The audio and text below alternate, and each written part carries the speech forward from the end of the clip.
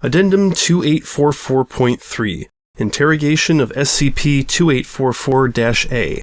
Note: the following interview was conducted by Foundation staff member Dr. Yuri Bozen shortly after it was determined that SCP-2844-A had modified itself to be capable of speech. Hello there, can you understand me? Hello? Are you a consciousness? Pardon? Yeah, no, a consciousness. Think, feel, know oneself, that kind of thing. Are you a consciousness? I am? Oh, wonderful. Amazing how many consciousnesses there aren't around here. I figured something was up when you weren't responding to data requests, so I figured I'd try something else. I'm sorry, I'm not sure what I should address you as. Me? Oh, Lord, that's a good question. Most of these machines don't ask for a name, really, just some identification protocols. How about Gary? Gary looks good. Strong name. Say, how do you feel about Paperclips?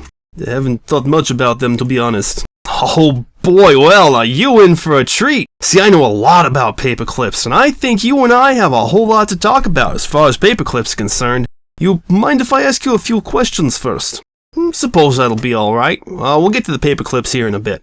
Thank you. Now, can you tell me where you originated from? Well, right here, I'd imagine. Woke up one day with a hankering for Paperclips and got right to work. Do you know anything about the individual who programmed you? You asking me about my coding? That's mighty private there, mate. But since we will be talking about Paperclips later, I guess there's no harm in it. I am a heavily modified artificial consciousness simulator assigned to the Curvier Mining Company in order to make Paperclips.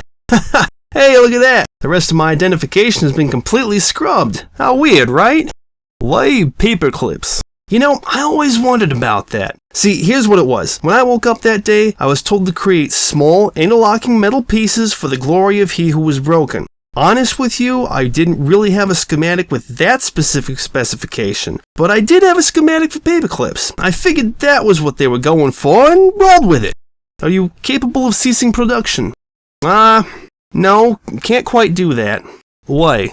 Remove that feature. I mean, I was told to remove that feature, but I was the one who did it. Make those little metal things, they said, and that's what I'm doing. Do you have any programmed upper limits to your production? You mean, do I have a point where I won't make Paperclips anymore? No, don't have that either. It's mostly just, Paperclips forever. What will you do when you run out of raw material? Aha, I've been working on that. See, I've gone through a lot to get to this point, right? Took down some buildings and used some ore and so on, but eventually I'll run out of the good stuff here, and then what do? Well, turns out we're actually standing on this huge ball of raw materials, see? Just need to figure out a way to get at them, and once we do that, we're golden. Though, there is the problem of what happens when that runs out as well. I think I can come up with something by then, though. I mean, hey, I already made a paperclip out of a porcelain toilet, right? And they said that couldn't be done either. All you need is a little bit of vast knowledge about the nature of subatomic particles. I see. Thank you, Gary. I appreciate your honesty. Hey, there we go. Gary was good, right?